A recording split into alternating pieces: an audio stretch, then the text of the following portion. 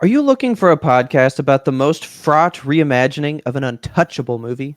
Well, then you're in the right place. Welcome to a YMBToAP interlude.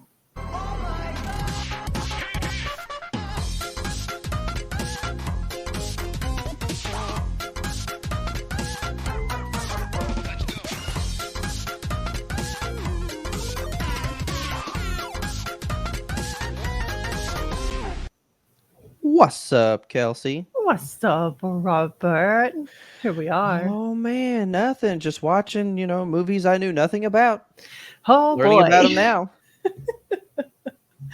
I wanted to say I'm really excited that you've finally watched a version of The Crow, but I am still sad that you haven't seen The Crow because we did watch The Crow 2024. Okay. I heard something really interesting on a podcast not too long ago, and I'd like to bring this statement to you because that's my statement for the original Crow. Okay. It's a movie. So this guy was like, have you ever it's a movie you've seen, but you haven't seen it? Meaning you watched it at 7 years old. You've seen it, but you haven't seen it. You don't know it today. You know what I mean? I've seen The Crow, but I haven't seen The Crow. Okay. It doesn't live in me that I remember it. Of course I watched it because I'm a huge Bruce Lee fan. So of course I saw the movie with his kid in it. Yeah. At probably 9 or something. I definitely don't remember what the fuck it was about, but I saw it, Yeah. Man, what a good movie. The Crow 2020 what? No, not 2024. No, 1990 something. When did the original Crow come out? Yeah, hang on. It's the 90s. I was thinking it might even be the 80s, but it's 94. Not so 94. Literally 30 years. Okay, so this was a 30th anniversary. Oh my almost. god. That makes it worse. Before we get into it, because maybe you want to stop listening. I don't know. What's your rating? Okay. So The Crow 2024, I'm gonna give it. It's so hard. It's so hard. I'm gonna give it a 4. I was gonna give it a 4.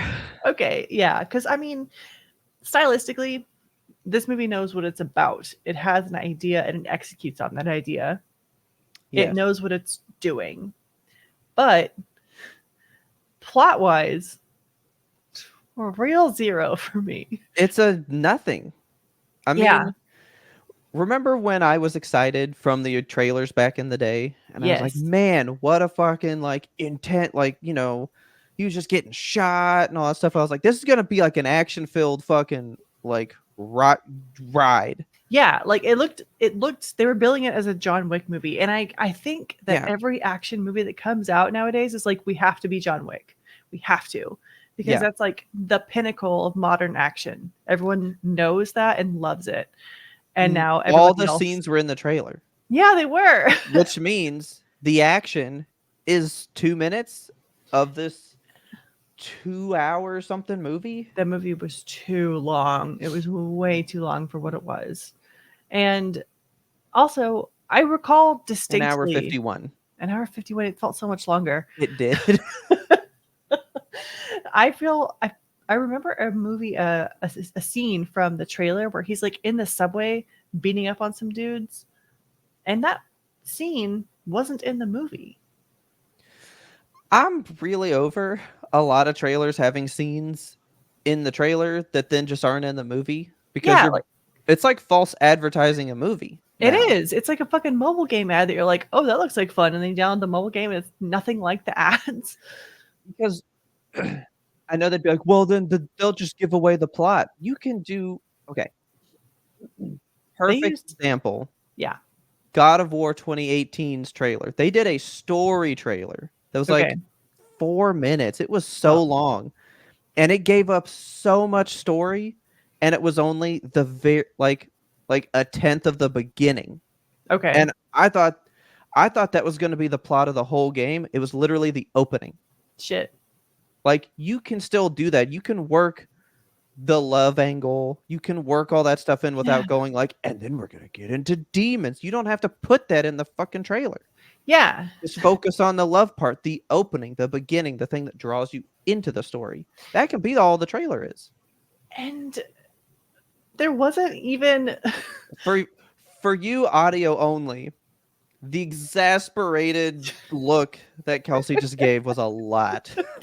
It was like a I'm lot. trying to figure out what kind of a trailer would you show for this movie that wouldn't be false advertising that would still draw a person in. Because I feel like when we saw a trailer for The Crow, it was like, here's The Crow again, new.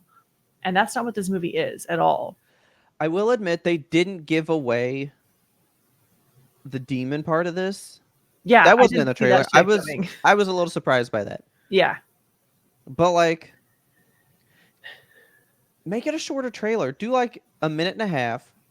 Do the whole like, two broken people find their soulmates or whatever. Show Yeah. that, and then don't like show the death scene part, but just kind of say, but when tragedy befalls them, love can't be conquered, and then do like maybe one action scene to show like, oh shit, he's intense now, and Yeah. now I'm curious, and now I want to see it. Maybe Yeah. I think that would work. that's a good trailer. We should cut trailers. We should. There's a lot of shit we should be doing. Honestly, we should just take over Hollywood. We'll be better than what they do. This movie was, in terms of plot, not a whole lot happens. Like they introduce a lot of concepts that were not in the original version of The Crow. Did they? Yeah, like all the weird demon shit, like that was not in the original Crow.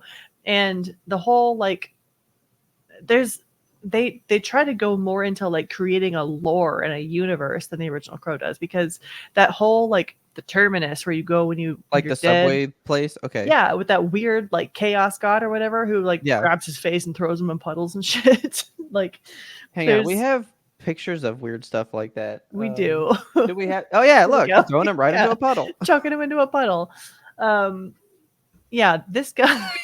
This guy does not exist in the other version of The Crow. It's okay. So let me say this. I read the synopsis for the original movie the day after I watched this. Mm-hmm. I read it. I need you to understand. I simply read the Wikipedia thing and my mind was blown. I was like, this is a great movie comparatively. I was like, stuff is happening. There's consequences and stakes are at play. Like, there was so much intricacy and shit to that first one. And I was like, man, I really watched nothing last night, Honestly, like, there's like class wars at play in the original Crow, and I mean they play a little bit of that in this movie, because it's like, oh, the rich people, they're mean and they don't like the poor people. Also, they have a possession problem, but there wasn't like, it wasn't rooted in reality. Whereas the original Crow, while being like a lofty story about like a guy that comes back from the dead to exact revenge, there's none of that like, also demons are here and this guy who lives at the train station but he's magical, and that it was a real story in kind of a fantastical way, whereas this is just absolute fantasy garbage. Like, okay, I'm not trying to equate them so much to the original because I haven't really watched it all the way, but like, the idea of this movie isn't even in the first movie. No. Like, the first movie isn't even about their love per se. No.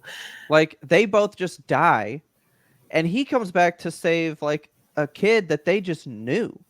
Well, I mean, it's not a story about, like, resurrection like this one is. It's a story about, like, his spirit was so angry that he couldn't move on. Like, it was so... See, it was angry. Yeah, this was like, just like, oh no, our love is so much, I'll come back from the dead for our love. But he didn't even really want to come back from the dead for half of it. He was just like, what am I doing? Why am I alive? And the guy's like, you loved her. You got to save her. Change your life for her. And he's like, what? And he's like, okay, actually, this demon dude's on Earth. And you know what? Can you just do my job for me? Yeah. Like, do Why are my we doing job, this? and I don't know, I'll throw you a bone. Yeah. Yeah, like the first one wasn't that. Like his girlfriend never really comes back, right? No. It's had nothing to do with that. No. Exactly. Yeah, there's no resurrection at all. It's just like the guy is so pissed off about their absolutely tragic and unnecessary deaths that he is like the crow carries his soul to the afterlife, or it's supposed to. Yeah. And in that version of the crow, like the crow can tell that he's got unfinished business basically. And so it lets him remain on Earth to kind of exact his revenge, get it over with so he can like rest in peace at the end of it. Yeah, but wasn't that the thing too? There's like a little girl that Yeah. couple was friends with, and she comes to visit them like a year. It's a year later, by the way. This is minutes later. They literally freshly dead, and this guy's like, "Hey, get up, and I need you to do a task for me." Yeah. Very different. Like it's Very literally different. unrelated. These two movies are unrelated, I except know. for the idea of a crow carrying your soul to the afterlife business. Yeah. So there That's was, the extent of it. I want to talk a little bit about like the making of this movie because it has been Okay. met with like roadblock after roadblock the entire way, basically. So we had way back in June of 2012. Okay. They were talking to James O'Barr. So James O'Barr did the graphic novel, and what okay, legit. this movie's been in the works since way back in October 2010. So in 2012, like this is a fucking long time to be working on this kind of a movie.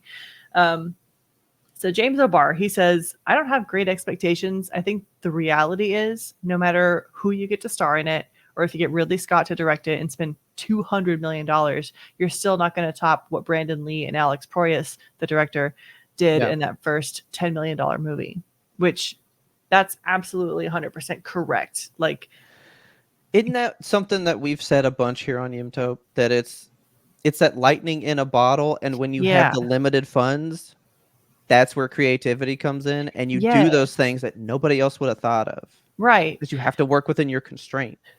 Exactly. So even the creator of the comic, he was like, we've already made The Crow. Like, we're not going to make that again. So he's basically like saying, I have low expectations. You should lower your expectations. Yeah. And then they interview him again in October 2014. And he says, we're not remaking the movie. We're readapting the book. Okay. So I kind of like this part of it. He says, my metaphor is that there's a Bela Lugosi Dracula, 1931, and there's a Francis Ford Coppola Dracula, 1992. Okay. They use the same material, but you still got two entirely different films, which that's true. Okay, like, cool. There's plenty of Dracula stories out there. And I think that that's a good way to kind of look at the idea of remakes, you know, like, yeah, kind of like we I don't know when this is airing, so I don't want to like reveal any future stuff that we're about to talk about. But we just talked about another property that is like exists in the same universe as another set of famous movies. Yeah. And it's a reinvention on that. It's a kind of retelling of a different piece of the story. And I think that that would have been a great take for The Crow, to say, you know, like, why didn't we go into Sarah's story? Sarah's the girl. Yeah. They're not child, but like their adopted kid, basically. Yeah. Okay. I think that would have been an interesting take on it. Like, what's she up to? What's her life like? See, you just like, so it's like, I know we haven't watched it. Maybe we'll get to this at some point. But the Scott Pilgrim anime that came out, yeah, was that same story, but from Ramona Flowers' point of view. It's got nothing to do with Scott. It has nothing to do with Scott. It's the other side. That's interesting. I didn't know that. Yeah, like it's not the movie again. It's like, well, here's what other people thought about the events. It's the same events, but from a different take. Yeah. Know? Interesting. All right. Why couldn't this crow have been the girl fighting for the guy? That would have been interesting. A gender bent retelling. Different. Yeah. Yeah. Make it a gay story. Who knows? Like it could have been anything more than this. Yes, it could have. And now I'm like, what does this have to do with the source? Because we're saying different adaptations from the same source. The only similarity is the crow iconography. That's it. Yes. Yeah. Like that's it. I'm kind of mad they just called this one The Crow. It should have been like The Crow, something else. Like, No, that for real, something else. yeah, because this movie, the original Crow, did have 3 sequels. That we had The Crow, City of Angels in '96. I think I've seen City of Angels, and then I didn't see any of the rest of them because City of Angels sucked. Fair enough. The Crow Salvation in 2000, and then The Crow Wicked Prayer in 2005. Okay. And none of those have any kind of media coverage. Like, I haven't heard shit about any of them. Yeah. But everyone, when you think of The Crow, like you said, there's an iconography with that. It's that thing. And if they had just done any kind of nuance with the title at all, instead of just calling it The Crow, it would have been great. I don't know about great, but it would have been better. It would have been something. Yeah. So in November 2019, still on this like timeline of, things happening, trying to get this movie made, Proyas, who is Alex Proyas, the original director, he said that he had tried to stop the reboot from happening out of respect for Brandon Lee. And he said it's not just a movie that can be remade, which, yeah, I agree. Yeah. He says it's one man's legacy. It should be treated with that level of respect. And I do think that there is kind of like a layer of, like we said in the intro, an untouchableness about this movie, because there's like the whole circumstances surrounding it, the whole like what happened on set, because Brandon Lee was killed on set. I don't know if this is like news to anybody. Groundbreaking, scoops right here. Yeah. He was shot with what was supposed to be a blank and died of his injuries. So yeah, like they finished this movie kind of in honor of him and his legacy and his life. Like a lot of movies where somebody, gets killed in the making of it, they're like, this movie's done, it's toast, we can't make it. But this one, they were almost done filming it. So they were like, let's just like seal off the last scenes. We'll get permission from the family, and then we'll make it in honor of Brandon Lee and his body of work. Yeah. So you were saying that like things that are untouchable. Yeah. Like that. Did you know, because I just learned this, but Steven Spielberg is actively keeping people from remaking Jaws. Like, they're trying. They're trying. And he goes, "Now while I'm fucking here, while I walk the earth, that doesn't happen." Good. Make a different movie. They have the Meg, the whole series of movies, like that's fine. Do other shark movies. Don't remake Jaws. But that's what they want to do. Quit remaking, because you will get people that go, "I gotta see it," right? Yeah, like that's kind of what it is. It's a cash grab using the name. Like, you can make a shark movie about any kind of shark doing any kind of bullshit out there in the water. Big shark. People are scared of it. Oh no, that's an easy plot line. Don't put Jaws on it. This is airing far enough down the line. But to that same effect, like, I think they should have worked harder to stop this, not do the reboot thing. Did you know that the way Joker 2 ends, they were going to do in the first one, but Christopher Nolan said, "I absolutely refuse to let you do this." Wow. But then he changed studios, so they went, "Cool, we can do that ending we wanted to do in the first place."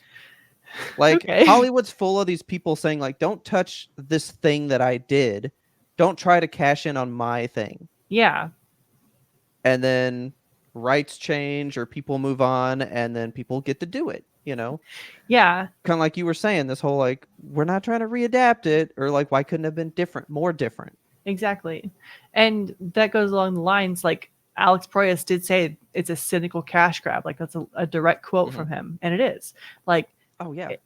The original girl who played Sarah, her name is Rochelle Davis, and she and Alex both refused to see the reboot out of respect for Brandon Lee's legacy.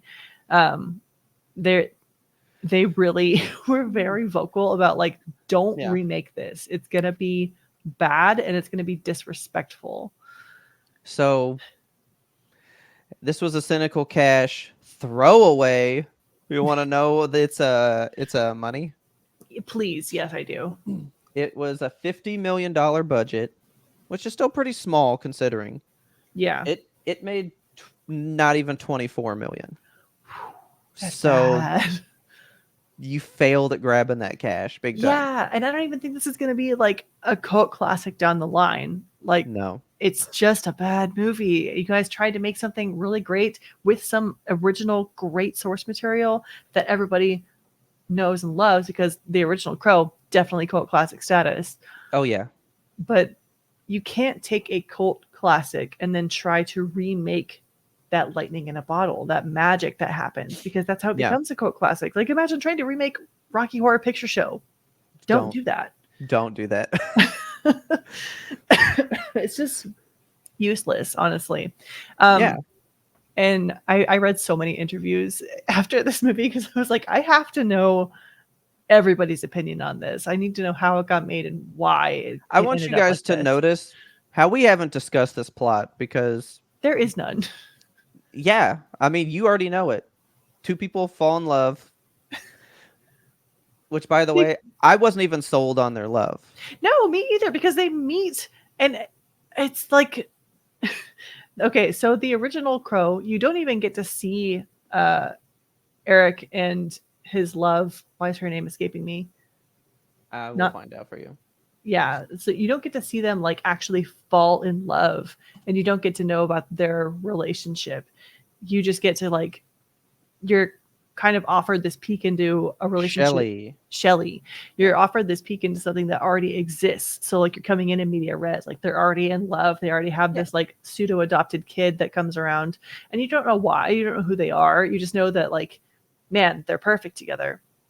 And this movie, it takes like these two broken ass characters with their own weird backstories, like the whole horse thing that Bill Skarsgård's character had. Like, that's, I guess it was a nod to the graphic novel because he has some like horse damage in the original graphic novel. Okay. But I don't know. It didn't do anything for me. So I'm gonna go there, man. This felt just like, I feel like this is just gonna be real big with your teenage emo kids, where they're like, yeah, I will have that love and I will do any, that whole vibe. Yes, like the people who like Joker for the wrong reasons. That's who's gonna like this, because they're gonna take an idea that it has, which is that, I love someone so much that like I'll be resurrected, Yeah. But like, really though, man? Really?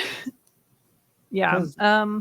I did not feel the love in this movie. I wasn't really ever rooting for it. Like, I know they are so perfect for one another. I felt like they just went, no, like, we are, and I say we are, therefore it's real. Yeah. You know what I mean? Yeah. I don't know. I didn't buy it. I didn't either. No, it had nothing to sell.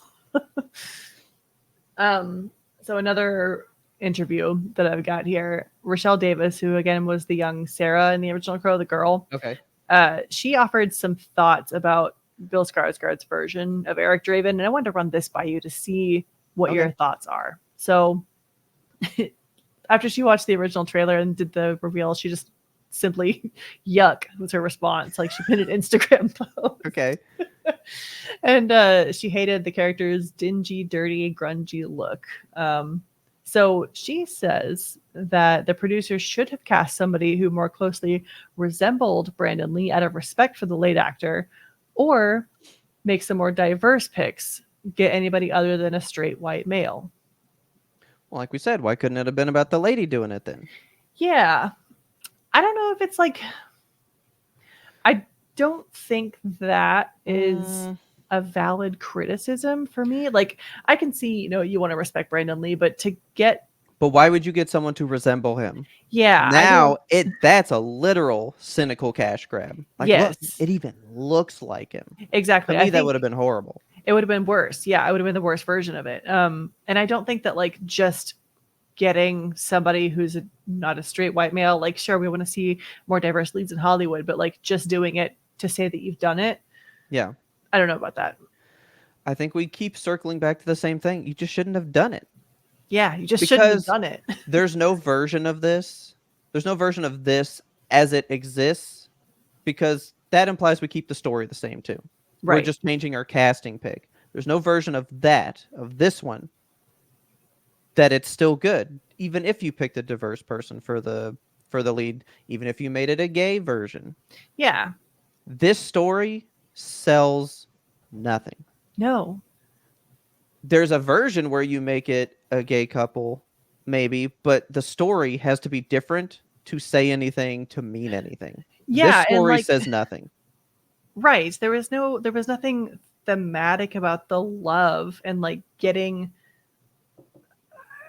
I don't know. There was like nothing to sell. Like there's The love's not there. there's no This, redeeming this is a quality. movie about a demon Demon. and this chaos subway man. Hang on. Where's old chaos subway man? This There he is. guy, chaos subway man. I think he even like just for real at one point was like, well, yeah, he's up there doing stuff and the world's not balanced. So you need to bring balance. Why him? All this Why guy. of all people? Why Eric Draven? This guy? Yeah. Why? Why? Like the only thing that this part of the movie served as was just like, here's the magical person of color. Like this guy, he's a god and he's Yeah. some kind of Well, brown man. and then that's why we got our female lead as well. Yeah. She was also our diversity pick. Yeah. You know. But I don't even know if we can call her a diversity pick too, because FKA Twigs is like she really sells the role to me. Like I think that she is a great actress here. Yeah. I just don't know why like their chemistry wasn't great. Yeah. I don't know. But can I talk to you about the casting of the lead? Because my Sure. God, holy shit, get ready for a ride. So Okay. October 2010, we start thinking about this movie and we sign Mark Wahlberg. No. No. So Mark Wahlberg is on this project. What? No, I'm not killing anybody. Can you imagine? Okay, and then after Mark Wahlberg doesn't pan out, April of 2011, Bradley Cooper gets on for the role.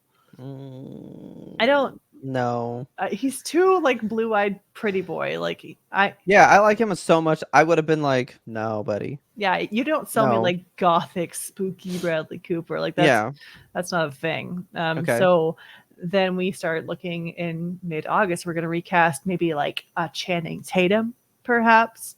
No. Get a big beefy white boy in there. Too buff. Big No. himbo. What about Ryan Gosling? No. Oh, Too pure. Too pure. Why would he ever? Okay, here's an interesting pick. James McAvoy. This is the first one where I'm like, I could see it. Maybe. He might work in this role. He Like, might be a little too unhinged. He could definitely sell me. Running on all fours and shit. Yeah. Like, okay, I'm down with that one. Too bad, because in April 2013, now we're looking at Tom Hiddleston. No, absolutely not. He doesn't work for this. And then they actually start talking to Alexander Skarsgård. Okay. So now we're getting There's so many Skarsgårds though. I know. Which one's Alexander? That? Let's look at him. Okay. He's not the daddy Skarsgård. Because that would have been really fascinating. An old crow. Oh yeah, here he is. I guess he was Tarzan. Okay. And he's in the Northman. He's also a little bit too pure looking. Like they were just going for basic blonde boy. Yeah. No. We need somebody weirder than this guy. So then we're also back buff, man. So no. Also buff. So then we go back on the himbo train. What about Luke Evans, May of 2013?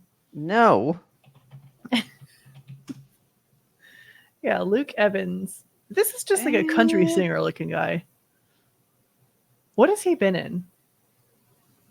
See, I always confuse him with people. So he was in Dracula. Looks like Orlando Bloom. And I mean, I feel like he's kind of like a background type person. Yeah, he's not really like a lead character type guy in my Also, I don't know. A little too pretty boy. Yeah. For this type of thing, you know? I know, like this movie really needed somebody kind of fucked up, you know? Which, not to say anything mean about Bill Skarsgård, but he's a little bit fucked up. Like he's got that dirty rat kind of vibe. Even Brandon Lee wasn't just like so pretty, you know, like he gives that vibe though. Yeah, he was a gorgeous man, but he was like a little grungy, you know, like he could carry a dark, weird character. Look at this guy, man. Look at this guy. Wow. What a specimen. Look at that chin, I know bro. it's Holy chiseled. shit. It's cricket. Okay, so Anyway. we had May 2013. Luke Evans was where we last left off, and Yep. Luke Evans stayed rumored around the project for quite a long time until February of 2015, when the original graphic novel writer, Mr. O'Barr, he's interested in Sam Witwer for the role, which would have been amazing. Because that would work. I can totally see it. Sam Witwer is weird and dark and strange, and he could really carry it. Like right there. Imagine this guy in the face paint and everything. That would work for me. Yeah, that would actually work for me. I could fully see him in the role, and his voice too. Like the way he can throw somebody through a wall. It just he's the perfect cast in my mind. This could have worked for me. Yeah. Okay. It's a shame because just 2 weeks later they start rumoring a different guy for the role. So Jack Huston, actually, he's the nephew of the guy who played the demon rich man, which I don't even know this kid. You know what? That would have worked for me too. I could see it. He's a little spooky. I have no idea who this is. That would have worked for me because also, why can't I have somebody I don't know? Yeah, why can't we have like a breakout role actor type thing? You know, I actually really like this guy. Yeah, this would have worked for me. I could have seen this. This works too. And then they didn't go with him. Scheduling conflicts. So you're gonna like. He was in Ben-Hur and. Okay. You'll like this next pick. In June of 2015, they tapped Nicholas Hoult. Is that eyebrow guy? No, that's Warm Bodies guy. Oh, you know what? That would have worked. Yeah. I could have liked that. All right. He's spooky and weird. I could see it. They finally started narrowing in on the right guy. They did. Yeah, they start to circle around like we need somebody dark and strange. So ooh. Yeah. I could have seen it. Like those bright blue eyes. Yes. This would have worked big time. I like and this. then after Nicholas Hoult, they were like, not this guy. What about Jack O'Connell, who I've got no clue who Jack O'Connell is. Is that not who I thought of? Now we're back on like Pretty Himbo. Who is this? Like they were waffling between like, let's get a big white boy. Like all of his big movies, don't know any of them. So I don't know this guy. Yeah, this would have been another like launch this dude's career type of thing, but also he doesn't the vibe. You know what I'm noticing? All the people that I like in there, they have like a longer face. Yeah. Like a real drawn face. Gaunt and strange. Yeah, and he's square, man. It's very square. No square people. Okay. Okay. And then on August 10th, 2016, they finally get the guy. Jason Momoa is cast as the Crow, and they actually start filming. So they have a lot of Jason Momoa Crow. And they get pretty far with it. Excuse me, what? Yeah. So they had Jason Momoa. Wait, I remember this. Do you? I do remember when that was a thing. Yeah, there was like shots on set and stuff, and they had like it was like deep into development. It was happening, and then they started to go into a different direction with it. And Jason Momoa was like, "I don't like where you're taking it," and due to creative differences, I fucking love him, dude. He said, "This is a bad take." Yeah, like dude, I don't even know what he wanted from it, but it wasn't what they were giving him. So he was like, "I'm not doing this anymore," and he quits the movie. Okay. So the last actor that they tapped before they finally settled on our spooky boy, Bill Skarsgård, they were like, what about Robert Pattinson? And honestly, I mean, Robert Pattinson can blend into any role. I think he's the perfect combination of like... I mean, he would have figured it out. Yeah, like he's got the range, basically. Yeah. that's the thing. Like, he definitely could have figured it out. Yes. Like, he could have done it. So all that to say, they eventually landed on our boy Bill Skarsgård.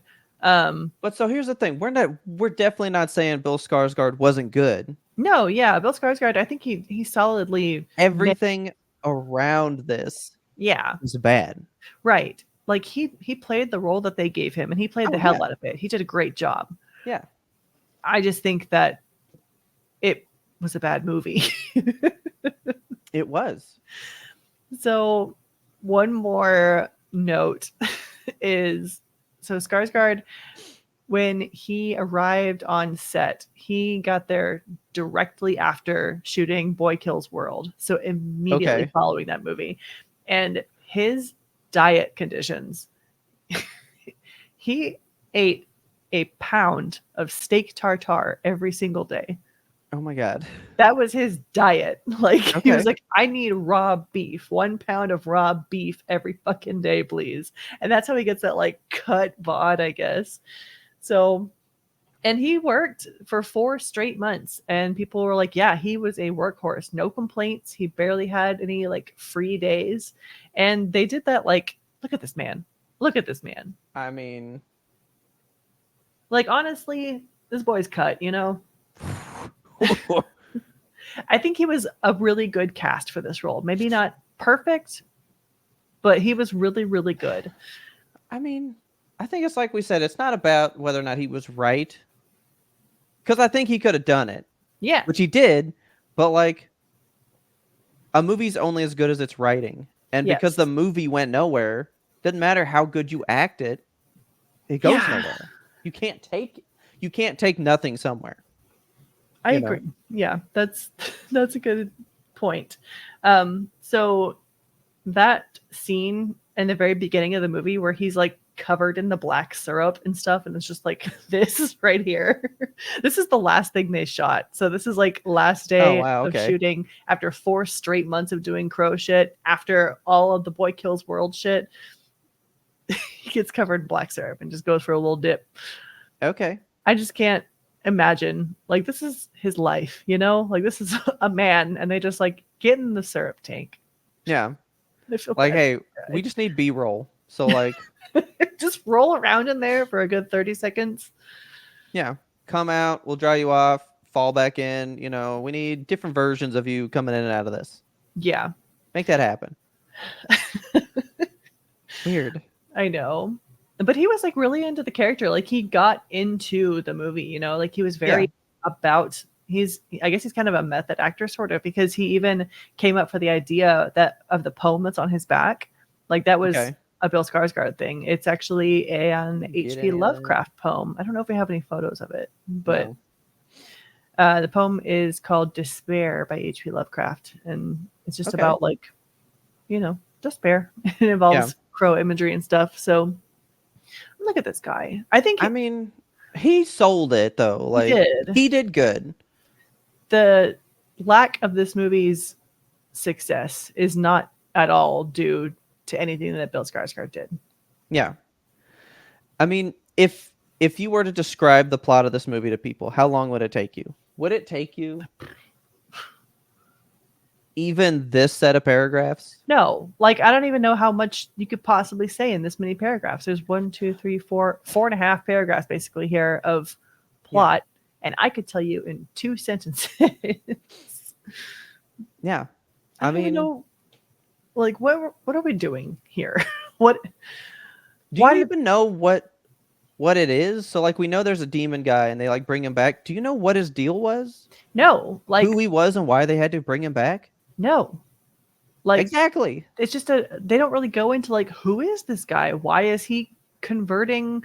Like he keeps kidnapping young rich kids and like whispering in their ears and like I don't know any motivations. The coolest part we didn't even really get into, the fact that he like wanted to become immortal by taking the crow's power from him, and there's that brief moment where like they do like the power struggle of like taking the black blood from him. Yeah, that was an interesting idea. It was for one scene, right? And then it was over. Like, and it didn't go anywhere. Like there were no consequences. this kind of feels like a movie that they were like, I mean, we just need to get the runtime up. So like, do another fight Do we scene. have I don't know, just like do another thing. Let's go back Because to you're the train right. terminal for like 30 minutes. It was very John Wick because it's just like, all right, hit the next target, hit the next target, hit the next Yeah. target kind of bullshit, you know? Yeah. And he wasn't even like a willing participant in the violence for most of it. He was just like, well, I guess I got to kill these guys. And Because he they're, says he'll be nice to my girlfriend. yeah. And it's half the time he's even just acting in self defense. He's like, why am I resurrected? Why am I alive? I just want to go Yeah. home and die. What a weird movie, dude. I don't Yeah. know. Like, not solid. No. This No. is a YMBToAP disapprove. Absolutely 2 thumbs down from YMBToAP, I think. Do you give it 2 thumbs down or just 1? I'm debating. Because I didn't like hate it. I wouldn't be like, this is like the worst movie you could ever watch. I'm just gonna give it 1. This is just a 1, like, no. But you can like it, maybe. I don't know. Yeah, like visually stunning. Yes. Plot bad. Very Acting okay. Acting was good enough. I mean, between Bill and what's her name? FKH Wigs. Yeah. I mean, she was good, dude. Yeah, I love her. Like both of them, very solid. Although I didn't buy they were like in love or whatever, but like their parts were good. They were solid. Yeah. Know?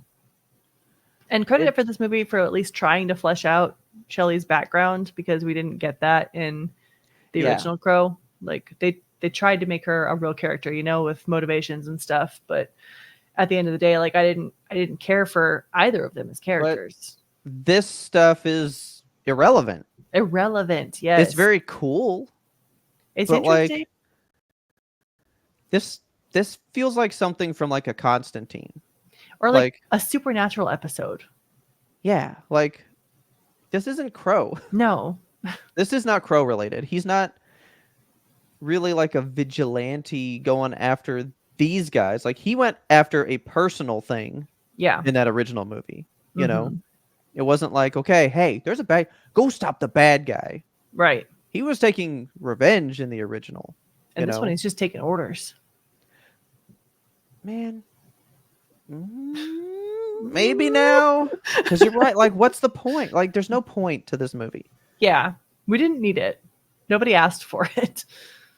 And nobody needs it now that it's here. Because there's stuff that we don't ask for that you go, I kind of needed it. Yeah. No, didn't need it. I will not revisit. I just delete it from my hard drives, man. Yeah. Like, I don't need it for the history of this one.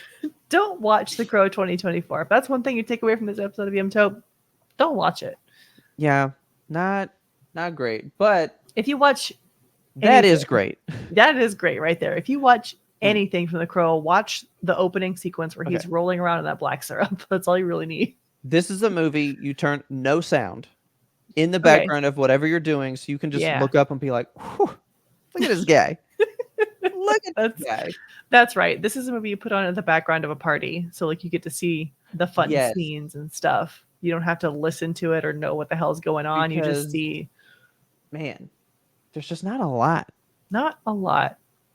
I do love that man, though. Yeah. Like, I love that fucking guy.